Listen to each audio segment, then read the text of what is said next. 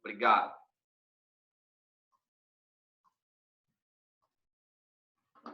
Então, vamos lá. Recapitulando, o que o artigo 1145 está querendo dizer? Está querendo dizer o seguinte: se o empresário A constituiu dívidas ao longo do exercício da sua atividade naquele determinado estabelecimento, tá? Caso ele venha vender esse estabelecimento para o empresário B, através de um contrato de trespasse, tá? Para que esse contrato de trespasse produza efeitos quanto a terceiros, e quando eu falo quanto a terceiros, eu estou incluindo esses credores aqui, tá? Primeira situação que tem que ser analisada. Gente, ó, o empresário A, ele tem patrimônio suficiente, e aqui, conforme a Elisângela falou, o empresário individual, a pessoa física, patrimônios, porque os bens se confundem.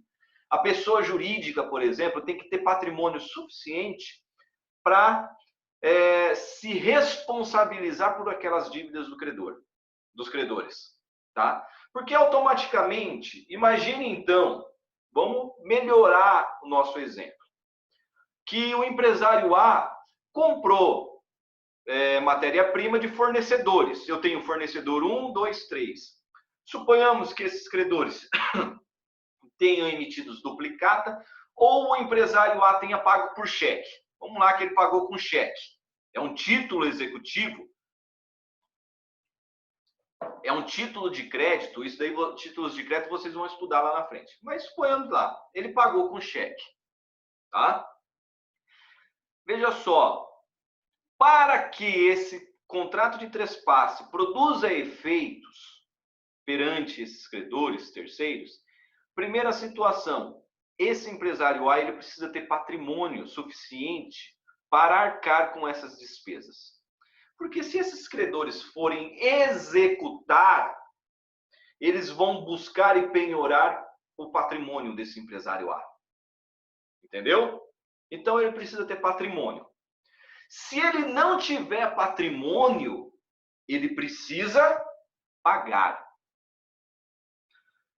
Tá? Ele precisa pagar os credores 1, 2 e 3. Tá? Ele precisa pagar. Se ele não pagar, ele precisa buscar o consentimento desses credores. Seja de forma expressa por escrito, ou seja de uma forma tácita. Se ele preencheu, se ele cumpriu algum desses requisitos, perfeito. O contrato produz efeito. O contrato produz efeito. Ok? Contra esses terceiros. Não estou dizendo que ele não vai poder acionar o empresário B depois, mas eu estou falando de efeitos do negócio jurídico, efeitos do trespasse. Tá bom? Tranquilo até aqui? Diante dessa situação hipotética, tá? E eu estou falando que o contrato de trespasse não produziu efeito nenhum, essas dívidas acompanham o estabelecimento. Acompanham o estabelecimento. E esse estabelecimento, ele poderá ser penhorado por conta dessas dívidas. Olha só o que eu estou dizendo. Ele não cumpriu nenhum dos requisitos. Nenhum dos requisitos. Tá? Essa dívida, ela vai acompanhar o estabelecimento. Tá? E então esses credores poderão penhorar esse estabelecimento. Por quê? Porque não tem efeito. Agora eu pergunto para vocês. Olha que eu fui mais além ainda. O que eu ia explicar no exemplo, eu antecipei para que vocês possam responder. Imagine então que vocês são advogados desses credores. Credor 1, 2 e 3 ou de um só. O que vocês fariam? Entra aí a ação pauliana. O que é a ação pauliana? A ação pauliana, ela é uma ação para anular um negócio jurídico. No seguinte sentido, imagine só, Ellison, eu devo para o Ellison, tá? Eu devo para o Ellison, não quero pagar, eu tenho no meu nome um veículo, tá? Não quero pagar o Ellison. O Ellison vai entrar com uma ação para receber. Mas, para que o Ellison não busque a satisfação da dívida dele através do meu patrimônio, o que eu faço? Eu pego esse meu veículo e coloco no nome de um terceiro, tá? Automaticamente, o que está acontecendo aqui é uma fraude de credores ou uma fraude de execução, caso ele já tenha ingressado com uma execução contra mim, tá? Aí, nessa situação, eu entro com uma ação pauliana.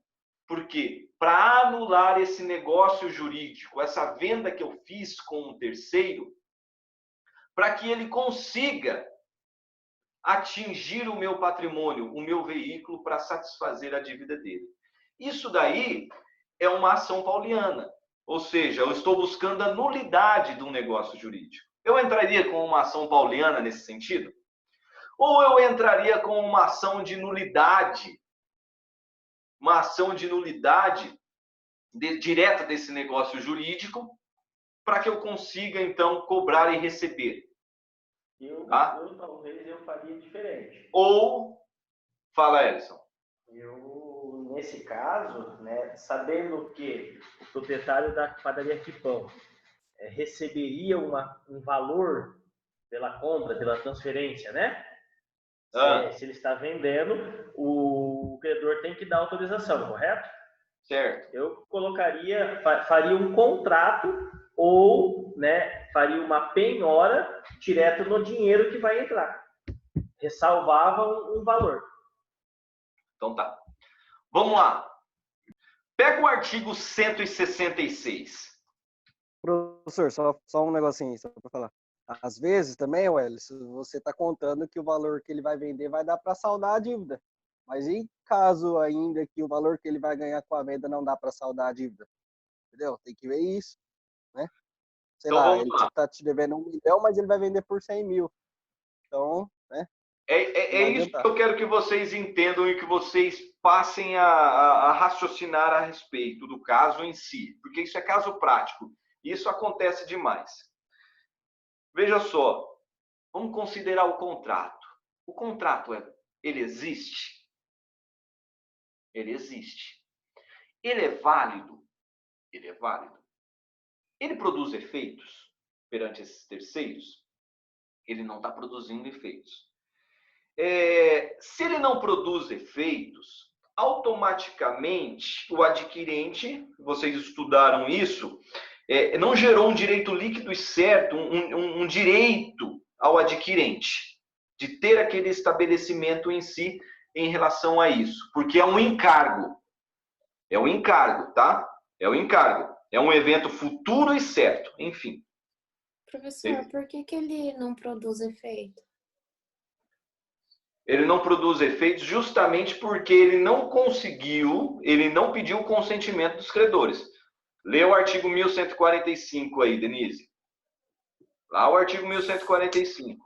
Para que produza efeitos perante terceiros, ele precisa ou ter patrimônio. Se ele não tiver patrimônio, ele precisa pagar. E se ele não pagar, ele precisa do consentimento. Não está produzindo efeitos. Tá? Então, veja só. Será que eu vou anular artigo 166 do Código Civil? Será que eu vou anular? É nulo?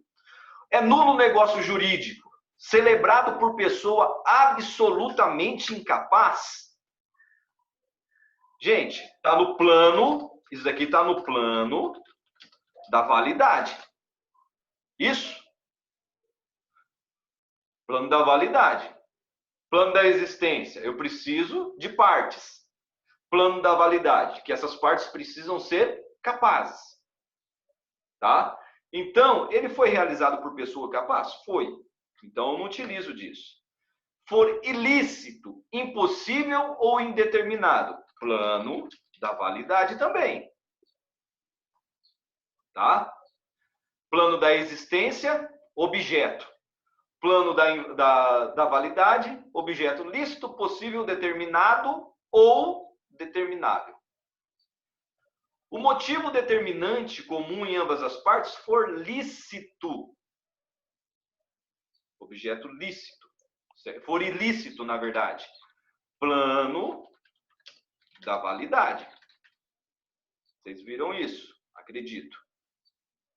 É óbvio, só para refrescar a cabeça. É óbvio, muitas vezes vocês não podem lembrar. É muita coisa. Eu creio nisso. Não revestir a forma prescrita em lei. Forma prescrita em lei. Não é isso também. Não é que o fato de não seguir, não cumprir com a imposição do artigo, ou seja, o contrato aqui em si, ele não está prescrito em lei. Muito pelo contrário, existe previsão legal que permite o contrato de trespasse. Plano de validade. For preterida alguma solenidade que a lei considere essencial para sua validade. Tá? Veja que desde o primeiro momento, o 1145 fala em efeitos, eficácia. Então, automaticamente, também não é esse inciso. A lei, inciso 7, a lei taxativamente o declarar nulo. Não fala nada disso daqui. Então, considerando o artigo 166 do Código Civil, em nenhum momento eu vou pedir a nulidade nesse negócio jurídico. O negócio jurídico não é nulo. O contrato de trespasse não é nulo. Ah, então ele é anulável. Vamos lá para o artigo 171 do Código Civil, então. Artigo 171. Além dos casos expressamente declarados em lei, é anulável o negócio jurídico por incapacidade relativa do agente, por vício de resultado e vício de consentimento, erro, dolo, coação, alguma coisa. Nenhuma situação dessa. Justamente porque ele não é anulado, não é questão de anulabilidade também, tá? E aí vem o X da questão. Em nenhum momento ele não é nulo, o negócio jurídico existe e ele é válido, ele não produz efeitos. E eu falei para vocês que a dívida acompanha o estabelecimento. A dívida acompanha o estabelecimento. E se a dívida acompanha o estabelecimento, o credor ele vai executar o empresário A. Ele vai executar o empresário A que deu o cheque, que é o empresário alienante. E vai automaticamente penhorar o estabelecimento, independentemente se o B comprou. Porque esse negócio jurídico não tem efeito nenhum. A única coisa que eu vou falar para o juiz, excelência, o estabelecimento foi vendido, porém, o estabelecimento, o contrato de trespasse não possui efeitos nenhum, porque ele não cumpriu com o artigo 1145. Eu não consenti com a venda. Então, automaticamente, se não produz efeitos perante terceiros, eu já estou penhorando. Já estou penhorando diretamente o estabelecimento nos termos da súmula 451 do STJ. E automaticamente, o que diz a súmula 451 do STJ? Deixa eu pegar aqui. Súmula 451 do STJ. Professor, então resumindo, aí o... Pera lá. Súmula 451 do STJ. É legítima a penhora da sede do estabelecimento comercial.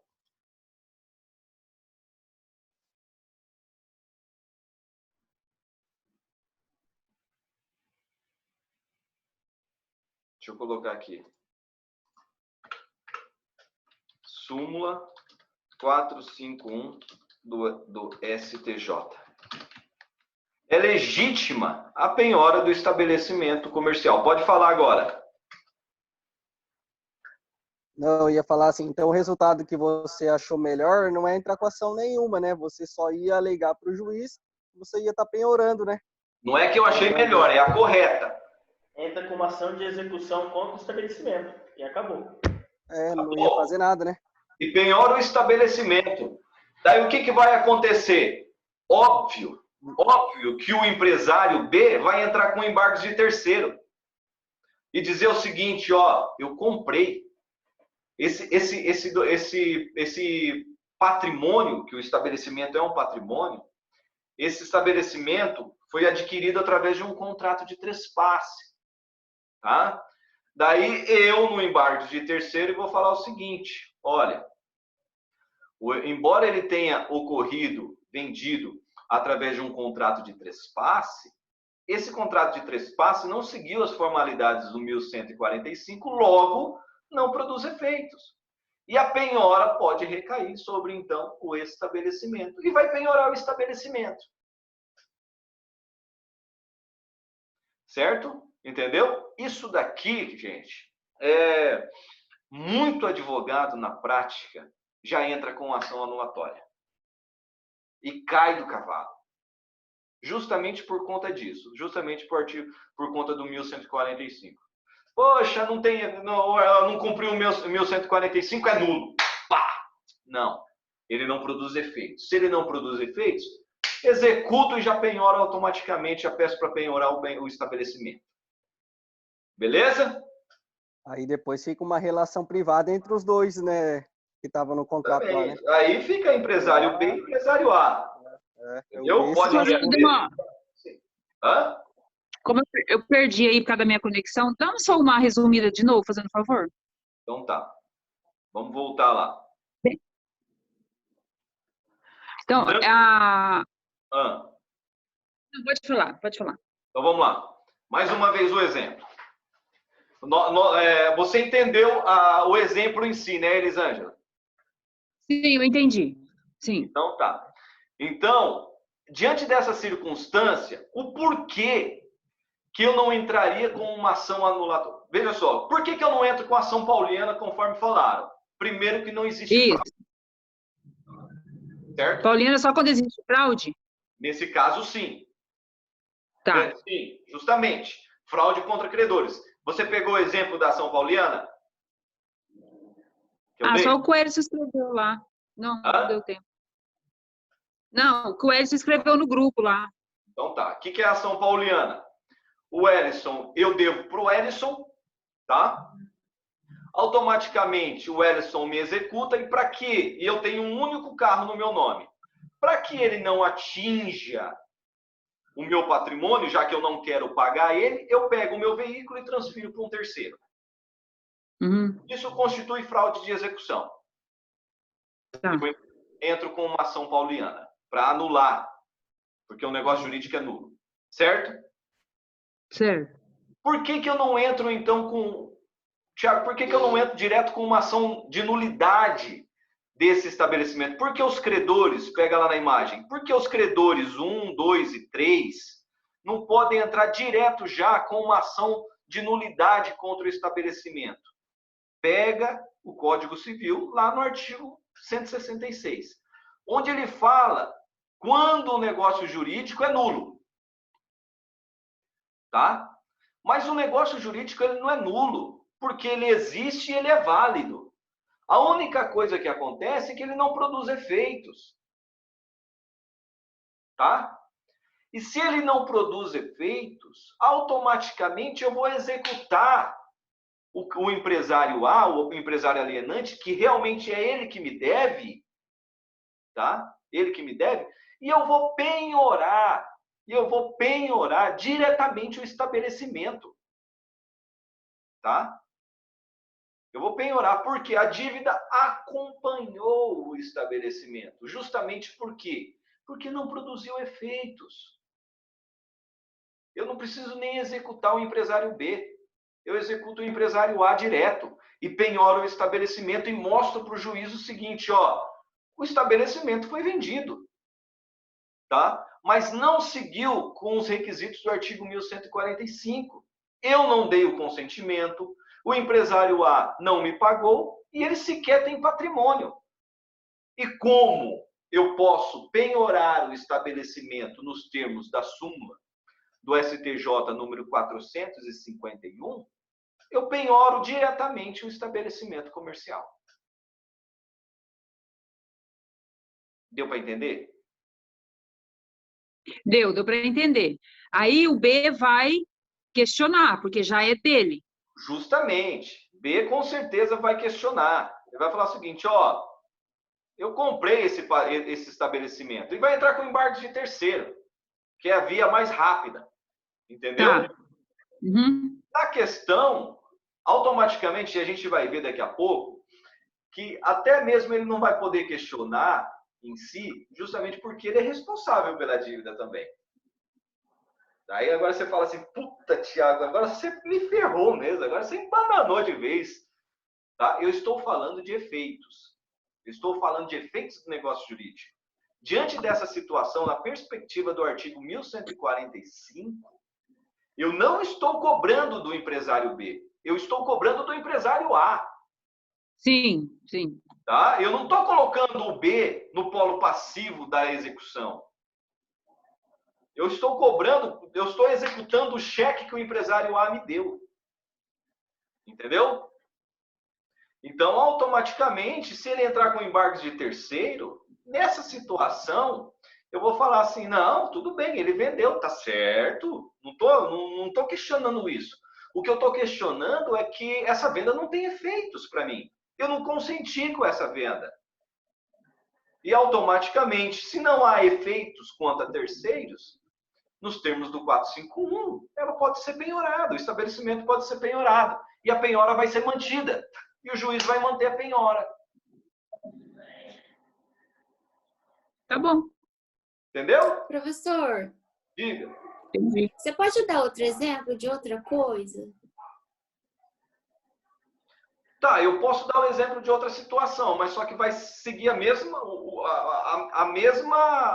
raciocínio, Denise. Eu vou colocar aqui, a única coisa que eu posso fazer aqui nesse exemplo aqui seria mudar o nome em si. Denise, Entendeu? você está comprando a empresa de mim, tá? Então tá. A empresa é minha. Hã? A empresa é minha. A empresa do Ellison. É minha e a Denise está comprando. E Ela tá... é o comprador B, a Denise. Tá? Eu devo para o Thiago, para a Elisângela e para a Andréia. Eu devo, né? E neste caso, a venda, você vai continuar o contrato que nós fizemos, ele é válido, ele vai passar para o seu nome, a minha empresa, certo? Só que o Thiago, a Elisângela e a Andréia, eles vão executar a dívida que está no CNPJ, que estava no meu nome e que você adquiriu. Entendeu? Agora entendi.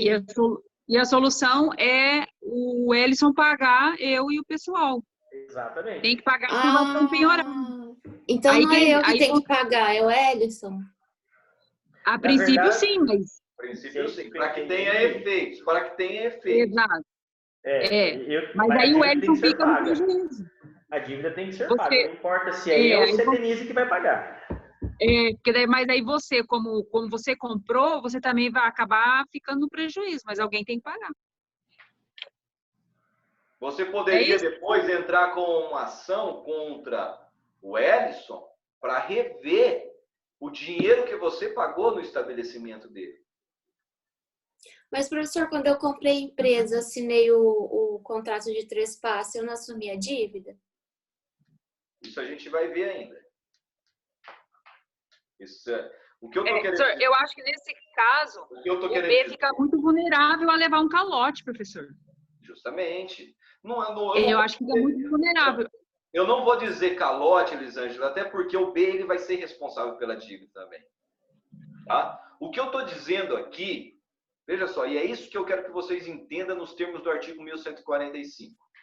É o fato de que eu, credor, execute o meu cheque, porque veja só, vou dar novamente o exemplo aqui e vocês vão seguindo novamente. Olha, Elisângela, e vai ficar fácil de você entender o 1145.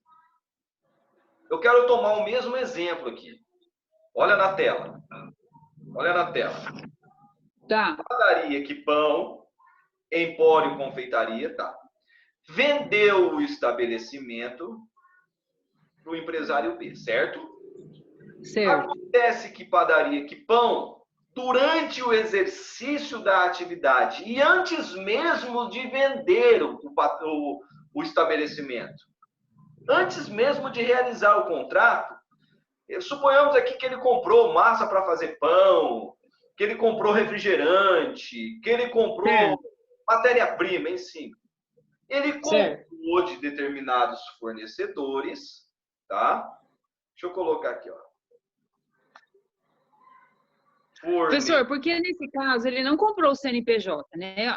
O CNPJ da panificadora ficou dado baixa, que seja. Ele constituiu um novo CNPJ. Não, Elisângela. Ele comprou antes mesmo de fazer o trespasse, eu estou dizendo. No exercício da atividade. Tá? Suponhamos aqui, ó. Vendemos hoje o trespasse. Mês passado, ele comprou matéria-prima aqui. Certo. Ele comprou para manter. E só hoje que ele está vendendo. Tá conseguindo entender, gente? Tá. Eu tô, beleza. Denise? Eu também. Tô. Então tá. Suponhamos que ele pagou com cheque aqui. Tá? Ele pagou com cheque. Automaticamente, ele pagando com cheque, fez o contrato de trespasse e quem assumiu o estabelecimento agora é a TJ. Beleza? Tranquilo até aqui? Ah, ele pagou esses credores dos Ele insumos pagou. com cheque. Pagou com cheque. Isso, pagou com cheque. Jogou para frente. Justamente. Ou suponhamos aqui que os fornecedores foram lá e o cheque voltou. Tá? Suponhamos que o cheque voltou aqui. Não houve pagamento. Ou houve uma emissão de uma duplicata aqui, um título de crédito. Ah, agora estou entendendo. O que eu quero que você entenda, falta 10 minutos. O que eu quero que você entenda é que a dívida existe. A dívida foi criada aqui, ó, foi constituída aqui. Automaticamente, o empresário A deve para o credor 1, 2 e 3. Tá? Automaticamente considerando isso, para que esse estabelecimento produza, esse contrato de trespasse produza efeitos para o credor 1, 2 e 3, primeiro, o A, ele precisa ter patrimônio no seu nome para quê? Para sustentar o pagamento dessas dívidas. Porque quando os credores 1, 2 e 3 forem executar o cheque, vai executar no nome de quem? Do A. Da empresa. Do A. Quem deu o cheque. Do A, porque é o cheque, quem foi que deu o cheque? O empresário A. Automaticamente, quem que eu vou colocar? Vou executar o título, quem que eu vou colocar como executado? O A. O A. Eu vou cobrar de A. Veja que eu não estou nem falando de B. Eu não vou executar A e B. Até mesmo por quê? Por que eu não vou executar B?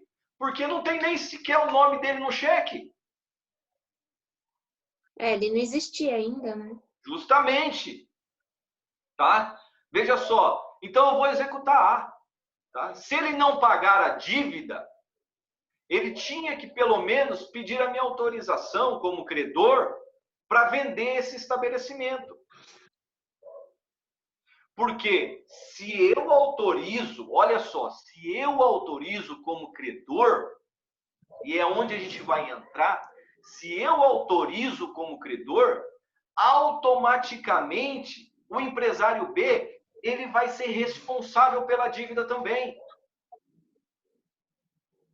Não entra nisso aqui agora, porque isso a gente vai ver no 1146. Tá bom? Beleza. Vamos para frente, então. Então tá. Então, diante dessa situação, eu vou executar diretamente o A. E como eu não consenti, e como não surtiu efeito o contrato de trespasse, para mim, eu vou executando A, eu vou penhorar diretamente o estabelecimento. Porque esse contrato de trespasse não tem efeitos. Jesus. Ele não tem efeito. Professor, e assim, e são 3 credores, eu preciso da necessidade de consentimento dos 3 ou de apenas um? Ou como é que faz? Aí vai Porque depender. às vezes um consente, o outro não, aí passa a dívida só de um, né? Vai depender. Por exemplo, se o credor 1 deu o consentimento, aí tem efeitos com relação a ele. Tem efeito com relação a ele. Daí tem efeitos, né? Então daí automaticamente os outros 2 não vai poder anular. Daí com relação, porque na verdade fala o seguinte, o artigo 1145 fala com o consentimento de todos os credores. De todos os credores. Então, automaticamente, o credor 3, se o credor 3 não consentiu, não gera efeitos com relação a ele, por exemplo. Tá? Daí, qual que é o problema aqui? O credor 3, que não consentiu, ele vai executar e vai buscar no estabelecimento. Vai penhorar. Entendi. Vai continuar a mesma coisa, não gera efeitos contra ele, Vamos lá, não vou nem mudar de matéria. Vamos lá. Vocês querem novamente um exemplo? Tá dando interferência, eu não tô escutando. É o áudio do Gustavo. Silencia ele aí.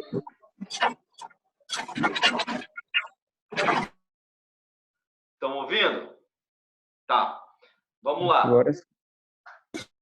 Tá. Fala para mim.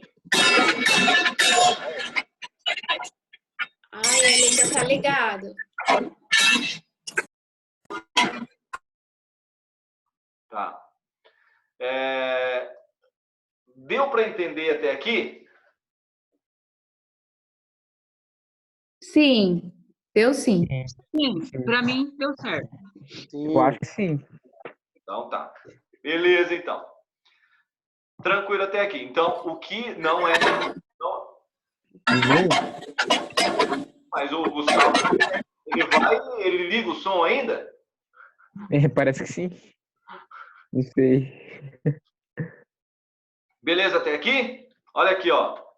Se ao alienante não restarem bens suficientes, vou deixar esse material para vocês. Já está lá, na verdade. Para solver o seu passivo, a eficácia da alienação do estabelecimento depende do pagamento de todos os credores ou do consentimento desses, de modo expresso ou tácito, em 30 dias a partir da sua notificação. Beleza até aqui?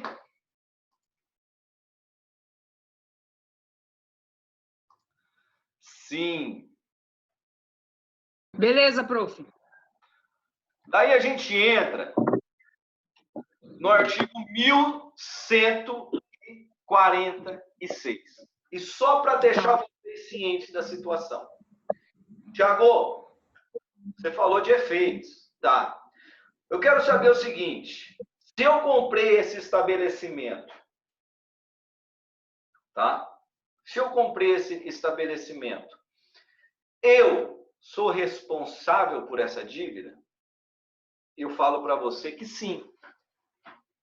Aquele que adquiriu o estabelecimento, e aqui eu estou tratando de responsabilidade civil, pelas dívidas contraídas pelo empresário alienante, tá? Então, se o empresário A, vou voltar aqui, vamos voltar no exemplo. Olha só. Se o empresário A, durante a atividade, o exercício da sua atividade, ele contraiu dívidas tá? Naquele estabelecimento, ele estava, essa padaria, tá? Ele estava nessa padaria, nesse estabelecimento, e ele contraiu dívidas, 3 credores, tá? Se ele contraiu essas dívidas, em seguida, ele vendeu através de um contrato de trespasse para B, veja que ele registrou, veja que ele fez a publicação desses atos, houve o consentimento de credores, houve aqui um consentimento expresso ou tácito, enfim. O B, ele vai responder por essas dívidas? Eu falo que sim. Diante dessa situação, sim. Mas são todas as dívidas, Tiago? Não, não são todas as dívidas. Para que B possa ser responsabilizado por essas dívidas, aí ele precisa que essas dívidas estejam todas contabilizadas. Essas dívidas, elas precisam estar inseridas, por exemplo, nos livros contábeis. Elas precisam ser declaradas, podem estar declaradas no imposto de renda.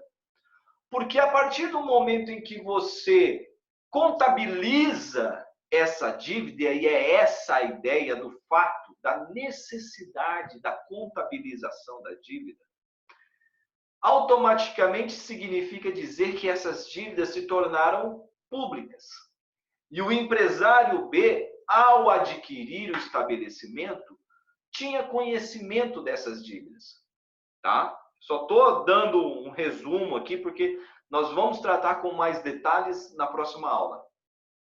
Então, diante dessa circunstância, caso